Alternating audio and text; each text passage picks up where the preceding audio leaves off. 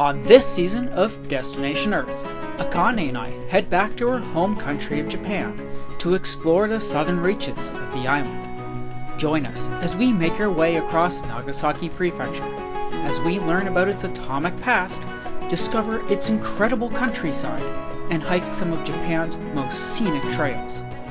Where are we off to today? Let's find out. So although it kind of looks like we're here for the mountains behind me, in fact, we're actually here for what's in front of me, Takahama Beach.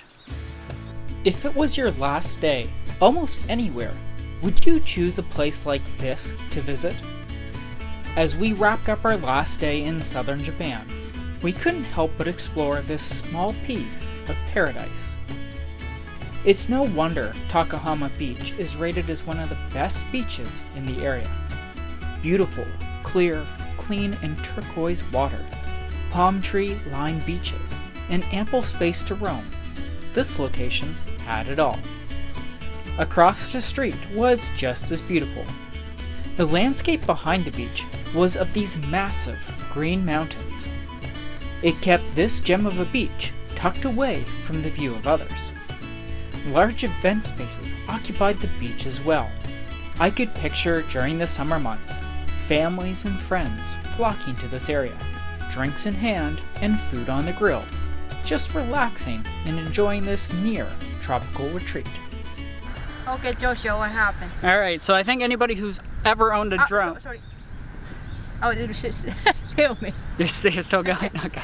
What happened, Joshua? So I think anybody that's ever owned a drone has had some sort of problem.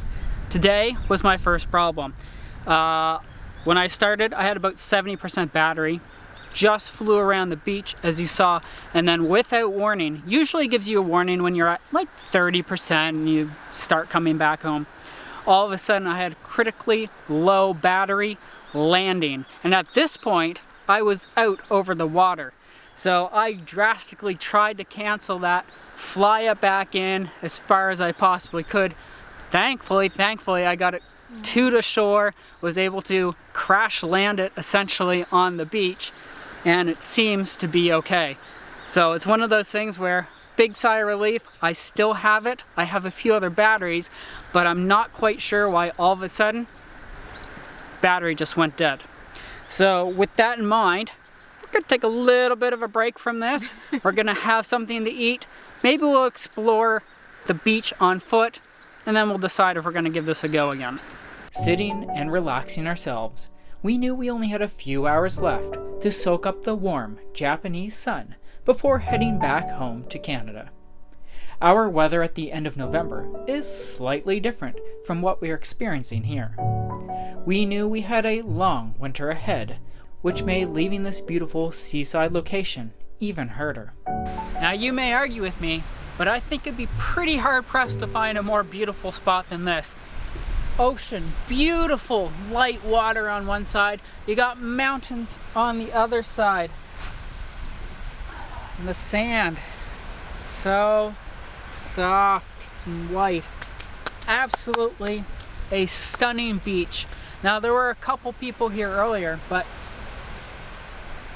right now it's just us, and it might be because it's during the week, it might be because it's almost December, but I can tell you, I could easily set up any piece of gear, sit down, enjoy the sun. In fact, I might just do that. Before calling it a day, we had one last stop to make. At the end of the road, quite literally, was Osazaki Lighthouse, an incredible lighthouse with the most amazing views.